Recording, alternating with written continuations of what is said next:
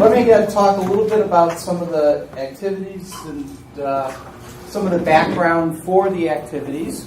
Hopefully you've been seeing some great opportunities for collaboration. So you have some great ideas for projects. And so this mini session is meant to be able to give you a perspective of where you might be able to get some funding to be able to continue on that. So, everybody clear? Yeah, that's a good objective. Good idea. I thought this might be something of value to you.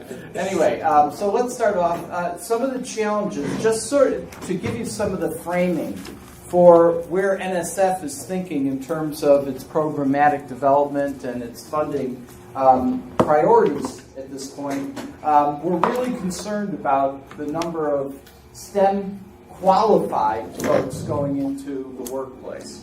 And we're worried about the training that's coming in. And obviously, if we don't have the sufficient training necessary to be able to keep the innovation engine going in the States, well, then this leads to an issue of security and defense. And what we're hoping to be able to do is really improve the ability to be able to maintain our competition and our competitive position within the marketplace.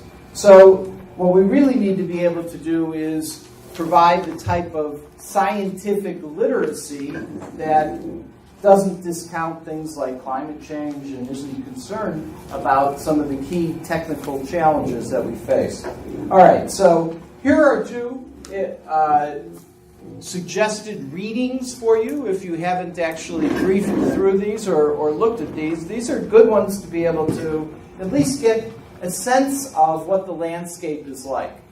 I'll share with you what we typically do is we hire folks over the summer as summer interns, and we give them a couple of activities to be able to do, one of which is to be able to mine the NSF war chest of proposals that come in and be able to look at what types of things people mention in those proposals. And in particular, one of the things that we have a summer intern working on this month, in fact, is actually to be able to look at how many times these key publications are referenced in successful proposals. Now, why I even go through this is because what we're finding is people may read these, and it gives them a background, and it's great to be able to have some of the political landscape in your background, but interestingly enough, we've seen sort of a minor negative correlation. And what I mean by that, after going into a little detail on this, is that we find that people spend too much time in their rationale sections trying to describe what's already written in these reports. So that's not what you want to be able to do. You want to be able to frame it from the standpoint of you're trying to be able to address a major issue, but don't replicate the activity that somebody else has already done in putting together these reports.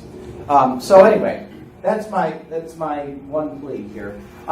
There are a couple of recommendations that came forth that we are actually working through. The first one is to be able to really try and stimulate widespread adoption of what we already have a sense of are effective practices. How can we better foster others' propagation of using these things? How might we be able to take advantage of, for example, mobile studio pedagogy and be able to employ them across a wider swatch than just a couple of schools who are adopting these types of things? So that has come forth through multiple documents. I would have to say that right now, most of what the NAE, National Engineering Academy, is actually focusing on at this point in time is that the adoption aspect of what, or the adoption issue that we're facing is actually one of the key problems.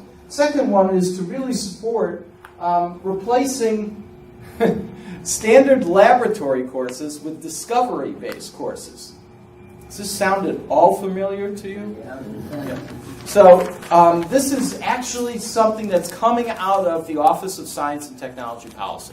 So this second recommendation is hot and heavy right now. So the work that you're doing over this workshop is really right in the key focal area of where our interest lies. Okay, so with that, I want to be able to further bring your attention to another document. This is published on the NSF website. It's NSF document 13126. If you Google that, it'll show up. But this is, even if you Google common guidelines, it'll show up. This is a document that was jointly put together by the Department of Education and the National Science Foundation to be able to help identify for the community what are the areas of research and development in engineering education or STEM education writ large. And so there's 6 different categories that you'll see in this document, and the type of work that you may choose to be able to employ might be foundational work that actually provides a deep baseline for others to be able to build on. Everything from design and development research. So for example, I was trying to read through this to see when I was first proposing to be able to do the mobile studio, whether or not it would fit into this rubric. And certainly, I'd say in the design and development research, it fell square into that ballpark. And then effectiveness research would have been my second grant that I received to be able to look at, through the help of the evaluation consortium, what is the effectiveness of the activity that goes on in terms of the classroom. The 6th area is scale-up research, and scale-up here doesn't mean moving to 3 schools or 4 schools. This is scale-up from the Department of Education's perspective, which is all K through 12. Their scale-up is, can we get all states involved, that type of thing. So we're really looking for those types of activities. Well, I would be remiss if I did not start off with this program, which is the successor to ones that you probably have some recognition of, which is the CCLI program, which then became the TWOS program, and this is now the IU's program. You can make any joke you want about our acronyms, and we'll laugh. So anyway, this one's improving undergraduate STEM education. And the good news is the name won't change in the next fiscal year.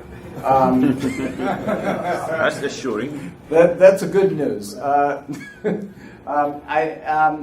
Unfortunately, we have a program description that does not give you any deadlines, and the reason is it is what we call a target date.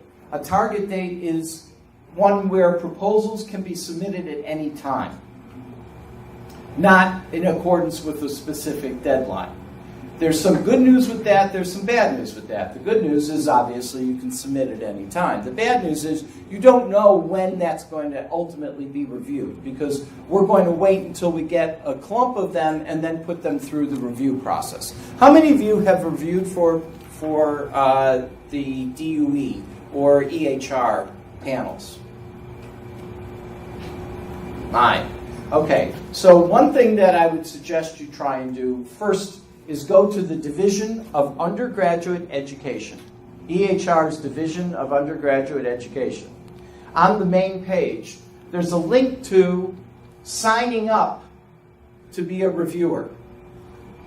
And there's a sign-up sheet, and what you'll be able to do by participating as a reviewer is get a sense of what that review process is like, and be able to get a strong sense of what it's like from the perspective, for example, of an HBCU in particular, because frankly, we need reviewers from your community to be able to better understand when somebody's trying to address something on diversity or broadening participation. You know, you're living this issue, so it's more important that we have a diverse group of reviewers to be able to look at these proposals, not, for example, everybody who comes from an R1 institution. And so that would be a good first step. It'll give you a good foundational knowledge as to what goes on in the review process. And frankly, you'll learn from being a reviewer of what types of thing a reviewer is looking for. And that's the group you should be writing your proposals for, not a program officer. Let me say that again. You're writing this for the review panel, not for the program officer. Now, as a program officer, we do, so I don't send off any myths here, we do have the ultimate authority over what gets funded or what doesn't get funded. However, we conduct these review panels, and the program officers sit in those review panels, so you have a good understanding of the critiques of what's being proposed. And it's very rare, although I will say a couple of times I've done this, where you'll actually countermand the opinions of the review panel. It's rare, but it happens. But you should be writing for a group of your peers, because those are the folks that will be looking at your proposals. And so one thing that I offer in terms of advice is please read through your proposal after you finish it from the perspective of, if I was on the review panel, what would I think about this? And that's hard to do. Or pass it over to somebody who's one of your colleagues who's actually reviewed for NSF and say, would you please just skim through this and give me an idea of what you think? And that will provide you with at least somewhat of an unbiased view, because no matter what you say, when you write it, you're obviously biased towards that activity. So there's two key pieces associated with the IUs. There's only 5 paragraphs to the whole program description currently. And those 5 paragraphs include a verbiage about what the challenges are, what types of goals are in the program. But the key here is we're looking for things that are knowledge-based, meaning build upon the knowledge that's already been put together in the literature as well as in practice. And then the other flip side of this is knowledge generating. So what might you be able to produce that would help inform others if they're exploring these types of activities? So we want to be able to get programs that you build based upon evidence from prior work, based upon theoretical understanding of what I talked about 2 days ago, which is this now ability to be able to bring in some of the brain research, the cognitive research, what's going on in the classrooms, bring in the attributes from those 3 boluses of knowledge to be able to really build upon what we already know. So, any questions on that one? Can you repeat the slide again? Pardon? The website? For this? The site for signing up for... Oh, so it's, if you go to the Education and Human Resources Division of Undergraduate Education. So if you actually Google NSF DUE, you should hit the main page. Okay. And on the main page where you go from there, I'm on it now. Okay. And I'm looking. If you send a proposal to NSF, your name is automatically on it. If it's not there, send me a note and I'll check on it later today.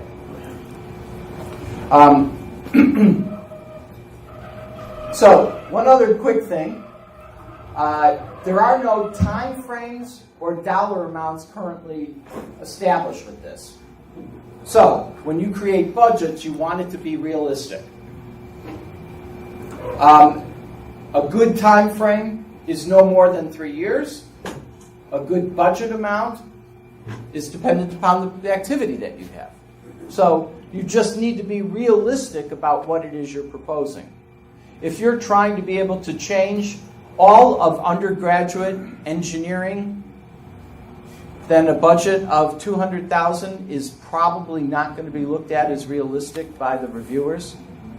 Likewise, if you're trying to be able to develop a module that's going to improve the ability of students to understand how to be able to do series parallel circuit reductions, and your budget is $2.5 million, again, the reviewers are going to look at that and say this may not be really necessary.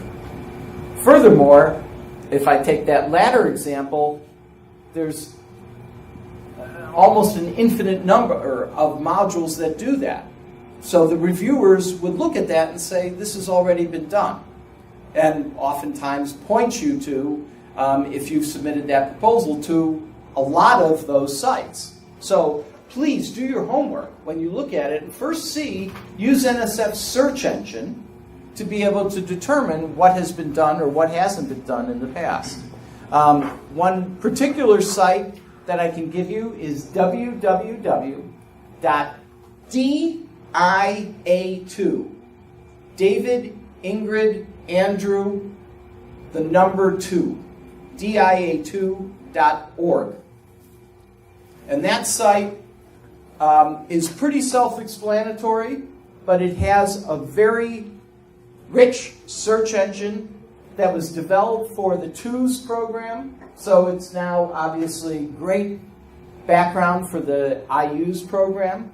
But it will allow you to be able to look at the types of activities that have been funded and what communities, more importantly, what communities have been built up around those projects.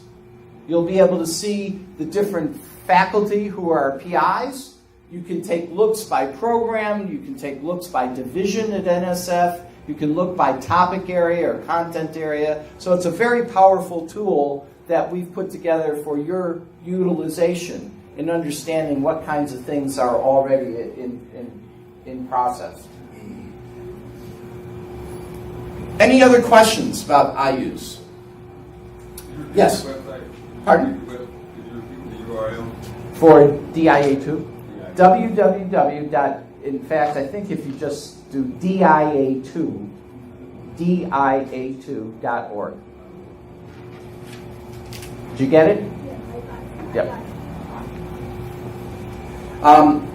It's a fully graphical user interface. It's, I hate to say this, it's much better than the NSF search engine. So, good news is we have an internal version of it. Anyway, so we have another program that you may be very interested in. How many of you do work with two-year schools? Okay. So we have the ATE program, which looks for projects that can span the K through 12 to community college transition and the community college or 2-year to 4-year transition. It has, in the past, been largely focused on technician training. However, it has a strong emphasis now on being able to train and prepare students for STEM careers in 4-year bachelor degrees. So we're more concerned about the 2-year to baccalaureate experience transition points. And we've recognized, again, from a variety of these reports and such, that this is a key point at which students drop out of the system. So we're really trying to be able to improve that by funding activities that really do support that bridge between the 2 and the 4-year. The program involves partnerships that can come from, for example, academic institutions and industry. And in fact, there are a lot of projects that we've funded where industry helps provide some of the funding for the activities, although cost share is not allowed, but they still do support these things in a rather significant way because that local community really needs to be able to have a skilled workforce in a particular area. So, for example, in California, there are a lot of ATE projects that are working with a focus in the area of microelectronics or nanoelectronic manufacturing, because there are a variety of facilities that are really concerned about that, and they need a lot of skilled labor to be able to do the production. In the DC area, there's a lot of projects that involve, for example, biotech-oriented skilled forces. And there are a lot of these projects that are funded to be able to look at the transition points from those schools. So there is a program that is not going to necessarily directly fund the projects that you might have coming out of this activity, but can help you support some of the student activities. These are STEM activities that are scholarships for students that would be looking for STEM careers. And we are focused on what type of unique types of programs might you be able to offer that gives these students scholarships and then support structures for being able to be successful in their programs. So this program does involve a good deal of data collection, because we ask for true metrics in terms of what are the outcomes that come from the funding that's being provided. It also has an activity where you're responsible for being able to select your students in a predefined way that really does have some basis, and this is where the evidence basis comes from others being able to use the type of algorithm you use that chooses a successful student. So not just somebody who might have need and desire, but also has a structure that allows them to be able to be successful. So summer bridge programs, living laboratories, these kinds of things have been funded in the past, and again, you'll be able to see what these are by going to the website. There's also a program, again, this is now tangentially related, but it's the NOISE program to be able to actually provide funding to teachers. So in areas where you may want to be able to really have an impact over the K through 12 community, what you can do is get support for funding of teachers to actually participate in, for example, summer programs or in year-long activities where they're working with you on a particular project and either developing a material or developing programmatic structures or developing some type of ancillary certificate program. In addition, there's a scholarship track for students who actually hold degrees that might be going into teaching. So we're trying to be able to foster that by providing financial incentives for them to be able to go on to graduate school educational practice and STEM teaching careers.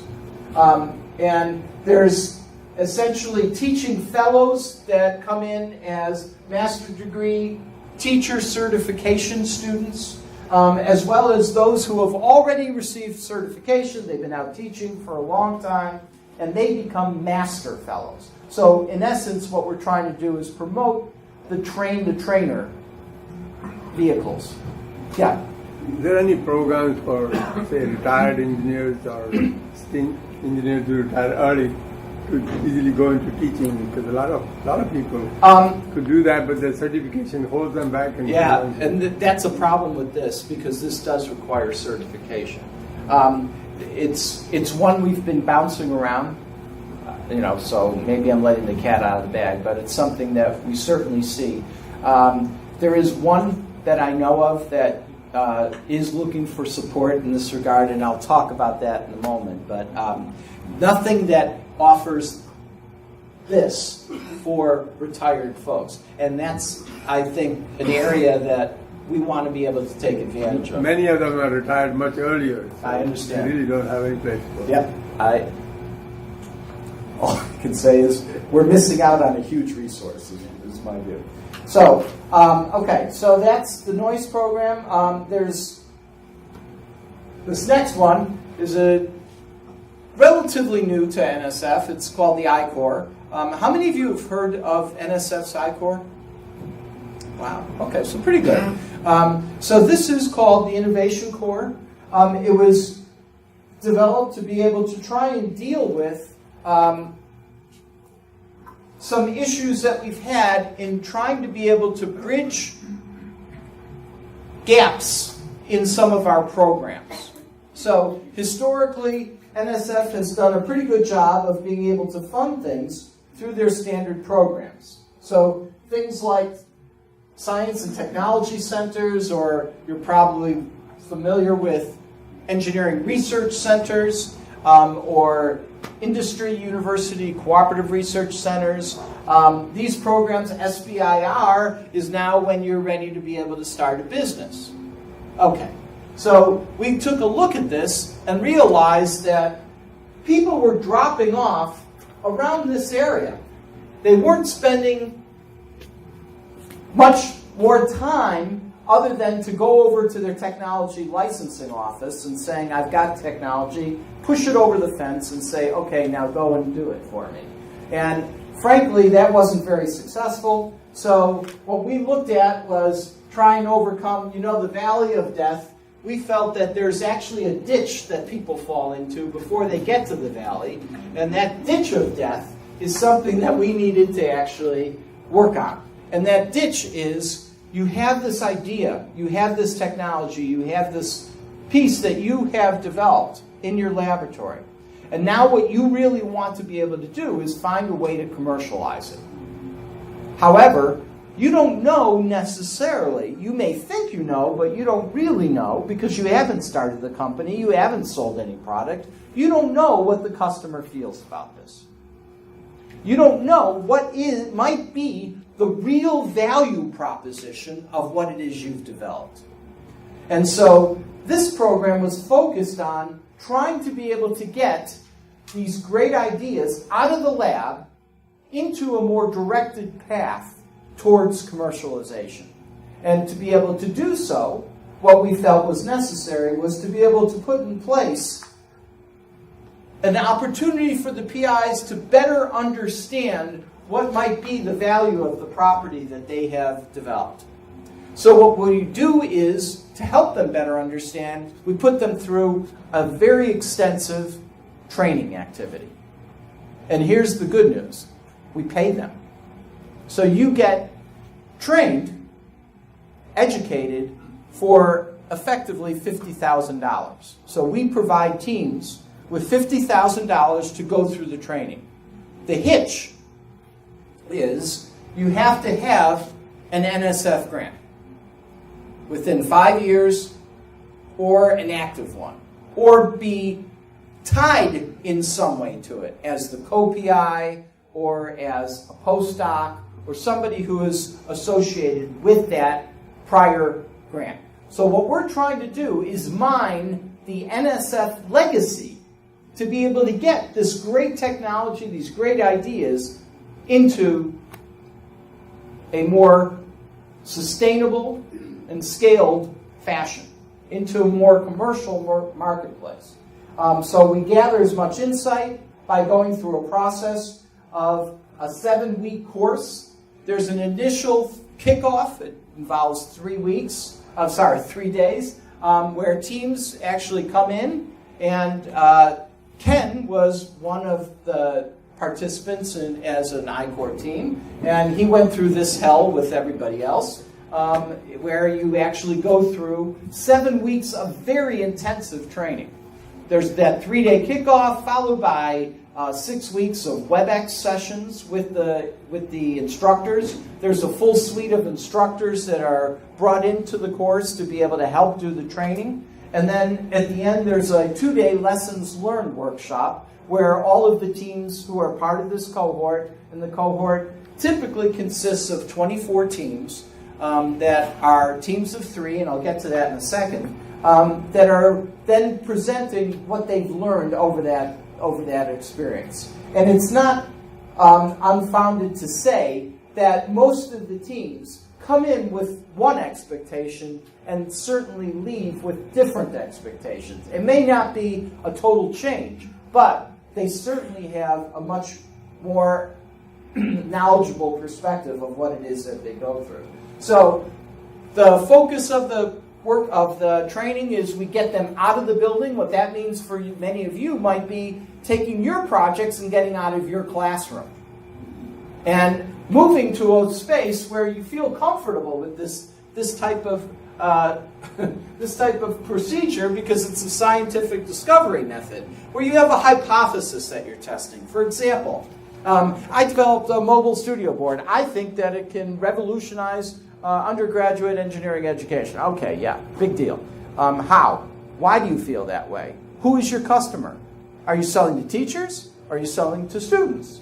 Are you selling to publishers who might couple it with a book? All of these kinds of considerations, you're going to be asked to be able to set up a hypothesis for. So my hypothesis might be students will pay $120 for this product. And then I go out and I design an experiment to test that. I go through, do the test, garner some insight, and then the real value of this is I then document what I've learned in a formulated way along a structured single-page piece of paper. Well, not so much paper. Series of electrons, because we do this all electronically in a tool. And you document the knowledge that you've garnered from testing your hypotheses in these boxes.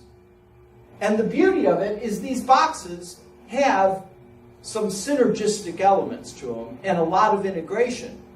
And it helps condense the information you're getting in an organized fashion that will help you in understanding what might be the commercial viability of what you have. Or, in the case of educational innovations, what might be the path towards sustainable scaling of your effective practice.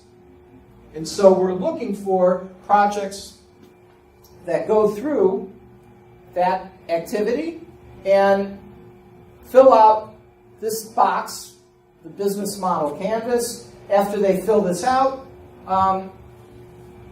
they are then able to be able to go for future NSF funding. So, for example, if you have a technology, you've developed something that's built on a project, and you want to go through a commercialization path, you can go into the SBIR program, Small Business Innovative Research Program, or the EFRI program, Emerging Frontiers in Research and Innovation. Those are programs that will help towards the commercialization. They both, by the way, accept educational activities. Little known, but they do. And those who have gone through I-Corps and then submit a proposal into that, all I'll say is they are more successful and have a higher funding rate than those that don't. And it's because, not because we say, oh, they went through I-Corps, let's give them a pass. It's because they have the knowledge to put together a very cohesive and frankly informed proposal. The solicitation for this, I actually have this. It's NSF 12-602 is the program solicitation for teams. The team profile that you have is, again, you have to have an NSF award. It's current or expired no longer than 5 years ago. You have to put together a team. So here's another unique aspect. We force collaboration here because you have to have a team that includes a PI, who's the person who has the legacy award or the path to the legacy of the award. Actually, an entrepreneurial lead who may be a postdoc or a graduate student or even an undergraduate student who's going to really drive the activity, participate, doing the activity, and then we call it a mentor. An industrial mentor, for example, if you have a technology that might be in an industrial area, or a mentor who might be from a science and learning center that you might have on your campuses, who understands how to propagate ideas in the education space. So we're looking for teams to be able to come into this. Again, you spend 7 weeks. It's a very difficult 7 weeks, so if you have a heavy teaching load that semester, forget it. It's just not possible. You're never going to be able to complete this. But if you can take 7 weeks off to be able to do this and devote your time to it, it's approximately 20 hours a week is a fair estimate. 20 hours a week in terms of a person's time. And by the way, that's all the people's time. In the entrepreneurial league, probably more like a full-time job for that. Yeah. Yep. So we have cohorts that we run during the summer. We run them year-round. So there are cohorts that run in each semester. So if you have a heavier load in fall than you do in spring, we're taking advantage of that as well. We can't guarantee that you're going to get that, unfortunately, because the demand is fairly high. But we give people options to be able to move back to another one.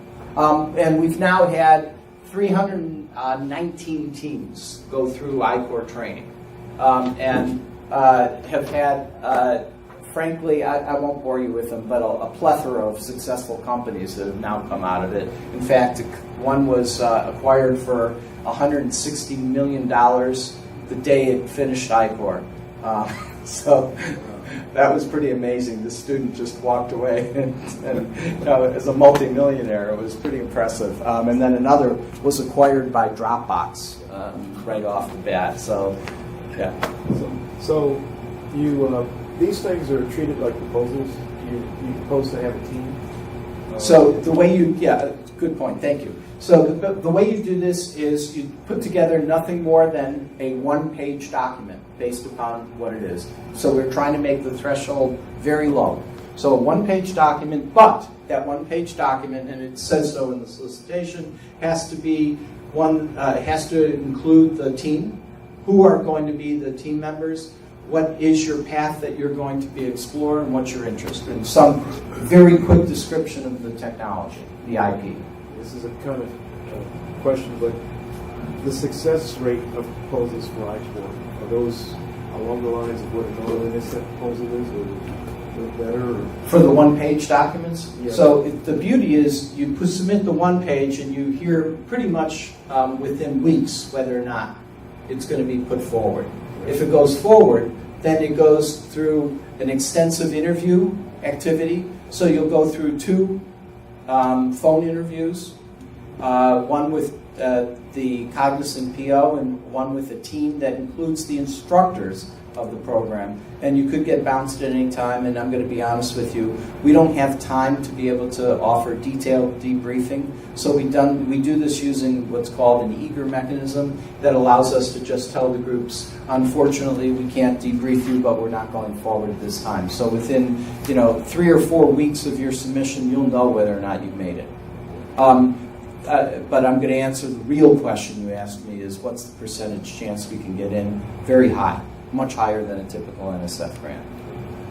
Because we're really trying to foster the opportunities for folks to be able to get funding. So this team should be based on a real, live type of project that you would like to pursue, possibly as a SBIR or STTR kind of. It should be based upon something that's already had some success. And you now have a much clearer path to be able to say what it is that technology or the IP is. And for example, in the educational domain, here's what I feel might be my propagation path. In the technical domain, here's what I think might be my commercialization potential. And it's not necessary to be the PI, right? You can just involve in co-PI also. That's correct. Yes. Yeah. But it has to be a path to NSF lineage. Yeah. Is it usually that you have a file NSF grant and then you file patent, and that's how you go to LICOP? So is it typical requirement? No. Many do it pre-patent, for example. When you come into I-Corps, all of the knowledge is kept within that cohort. And if it's something where the technology is sensitive to you, then it might not be the right time. But if it isn't sensitive, what you'll garner from this is you may find out that in the end, it might not have been patentable.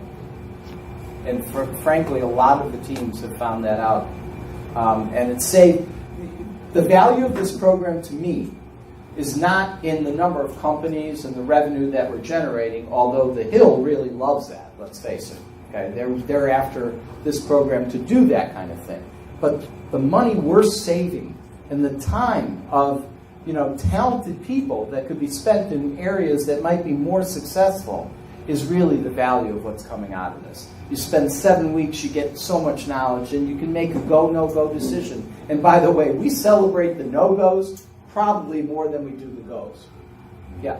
Who are the trainers? What kind of people are training? So, for example, the program was developed with NSF and a serial entrepreneur named Steve Blank, who had many companies that were failures and many companies that were successes. His last one allowed him to be able to buy up a quarter of the coastline in California, so he did pretty well. But there's also seasoned innovation faculty members. So the dean of the faculty is Jerry Engel, who's also a serial entrepreneur, but ran the Lester Center at Berkeley. And these are folks that have typically come not from academia, but from industry. Okay, so in my remaining 10 minutes, let me go through my other hat, which is in the engineering. The programs that I just offered to you were coming from the Division of Undergraduate Education. My assumption, and it might be a poor assumption, but there is another program that's in EHR, the Education and Human Resources Directorate, that you want to be able to look at, which is the HBCU UP program, but that's targeted for HBCUs. So this, to me, is a no-brainer for you. It's more of a research center type of structure, but it's a wonderful opportunity as well. Let me switch gears and go to the engineering directorate that I'm currently on loan to. I guess it's called detail, but I'm now serving as the deputy in the Engineering and Education Centers activity, EEC. Many of you might be familiar with this. It has a responsibility for running, for example, 4 major programs and then participates in 4 other related activities. Its largest program by far is the Engineering Research Centers program in this division. It sponsors all of the ERCs that you'll see across the U.S. And it also has programs related to education that include the broadening participation in engineering, REUs, RETs, research for undergraduates and teachers, and then the professional formation of engineers. And then it has NSF-wide roles in terms of career grants, offering early stage funding for folks to be able to explore their technical areas. There's a nanotech undergraduate education activity that's running this year. It's not likely to go forward. There's a research and engineering education program that isn't unlike the improving undergraduate STEM education program, but it's targeted for engineering-related issues. Yes? Just out of curiosity, I'm wondering why it's under the NSF-wide roles as opposed to the engineering-wide roles. Because it actually is involved in a structure that we've developed in response, to be honest, to Office of Management and Budget, to try and consolidate the STEM education activities across all the directorates of NSF. So engineering, geo, bio, and EHR are trying to work together to be able to make sure there isn't duplication of resources. So there's now responsibility, so the person who runs that program, for example, is part of this larger group that's participating across the foundation.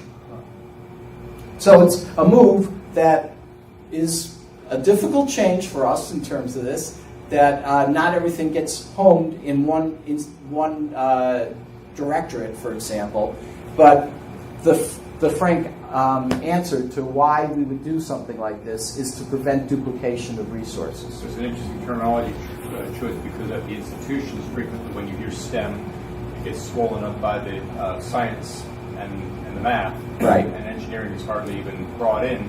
And here we've got engineering education as sort of the lead in the terminology, and it's for STEM-wide institution and discipline. Yeah, and so it's Coordination.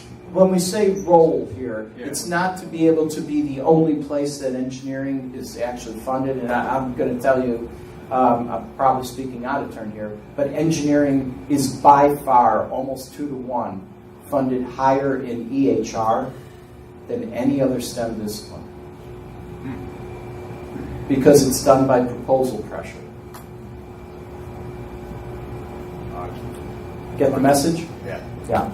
Okay. So, yeah. I have a question that research in engineering education, many years ago, there was a effort, but I think it's still alive now from Purdue, about training, educators or training higher education teachers how to do research and how to become better at pedagogy. And I know I went to that session, and it was only by the grace of Fortenberry when he asked for a grant, which would say you have minority in HBCUs, and they want to have access to this too. During our meeting yesterday, there was a lot of sentiment that there should be some kind of certification process. And I know, at least in terms of attending that program, sort of gave me a badge on my sleeve which said, you've been to this thing and everything else. Where would a person go? And I've even talked to Fortenberry about it, but I think he probably doesn't want to do it again, to be able to propose to do something like that again. In other words, would that be the area? That could be the area. Okay. That could be the area. Yeah. The RIGI, which is the initiation grants, is meant to be able to get faculty who may be early in their career interested in engineering education-related activity, research activity. Yeah. But how about the older ones? Because Yeah. I was well into my career when I went to that thing. So this is just a fly on the wall type of suggestion. If you had a bunch of folks, I don't know, maybe like folks in this room, all propose something together, it's harder for people to just dismiss it out of hand. So I talked to the people in Purdue, and they're still doing it. Yeah. But I think we need to go to something like that. So here's the division, what it looks like. That's very nice. So anyway, we have essentially these 3 areas. And I'm going to skip through this given time because, unfortunately, I do apologize, but I have to grab a cab at 9. Is there a way somebody could get me one? There is this chasm that we're trying to be able to overcome between education researchers and education practitioners. So folks who work heavily in the classroom and our great teachers, we want to continue to support. And there's lots of opportunities, like I just mentioned, through the DOE programs. There's also a burgeoning field of engineering education research. And there are departments that are being built at places like Purdue and Virginia Tech and Utah and Washington to be able to actually foster engineering education research. Foundational research. For example, why is it that students have these particular misconceptions as they go through their careers? Might be a topic that we study. And there's a variety of things that are funded under the Research in Engineering Education program to be able to address that. And so these are the types of things that we're looking for, trying to be able to bridge the communities, trying to provide pathways for different pipeline issues. So the research in engineering education is K through grade. It's all ages, and the pipeline issues as well as re-entry of students coming back into STEM education careers from industry or from the military, or, for example, a particular program that we have is for veterans to be able to foster their abilities to be successful in STEM, and broadening participation. Again, this is a great, it's by Booth, it's Booth, Combe, and Williams. It basically lays out this continuous cycle that we need to follow, where you might have a great practice that you have, and you start asking some questions about that. So that feeds research, gives you answers, keeps going. And we want this to be able to continue and hopefully build in terms of its diameter as we increase the knowledge base in the area. So in terms of the REE program, there's a focus on pathways through engineering, pathways to engineering.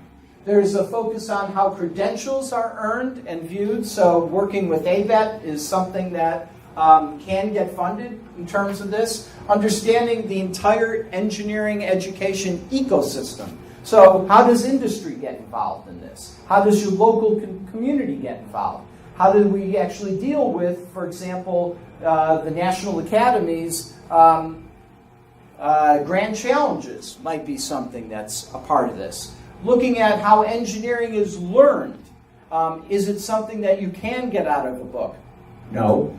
Is it something that you need to be able to have a particular set of hands-on experiences that offer some relation to what you might do in an industrial career? There are grants that are provided in RIGI for short and long term to be able to build partnerships for learning scientists. So teaming with a cognitive psychologist and an engineering faculty member to be able to expand the knowledge base, partnerships on large-scale research projects. But the anticipated outcome is something where there is a continuation through some other programmatic effort. So these are typically lower funded, the RIGI. The RE can go anywhere between 100K on up to 1.5 million, those types of ballparks that you might have. And then there's a cultivating cultures activity. It's a cross-foundational activity, 400K for 1 to 4 years. And you'll see this, the proposals, unfortunately, were due June 17th. I don't know what the new deadline is, but check the website for that one. What is This this? is to be able to now deal with some of the socio-economic issues that we may have, and trying to be able to foster a more broad diversity of the different types of cultures in STEM, looking at how that may actually play into the students' ability to be able to stay engaged in their careers. And there's opportunities for people to provide some real. Is this being recorded? Wild ideas. So I won't use my usual colloquial expression for this. But being recorded. yes. So anyway, where the future might be held in terms of the workforce development, there's a program that is run by Bev Watford, and I encourage you to be able to follow up with her, that's looking at diversity in engineering in particular, not the other STEM disciplines, engineering, and looking at diversity from a broad set of perspectives, the number of women who are engaged, the type of underrepresented minority. There's a huge interest in Hispanic serving institutions, and trying to be able to address the veteran population as well. So with that, I hopefully have given you some insight in terms of some opportunities that you might have to be able to go forward with ideas that have been generated today. And I'm happy to be able to help in ways I can in the future. Unfortunately, I'd love to be able to stay and answer questions, especially since I have to go to the Hill. But I have to get back to NSF for a meeting at 9:30. So hopefully this is beneficial for you, and I hope this workshop really leads to some great proposals coming forward. Are we going to have all this slide? Yes, I'll be happy to share all these slides.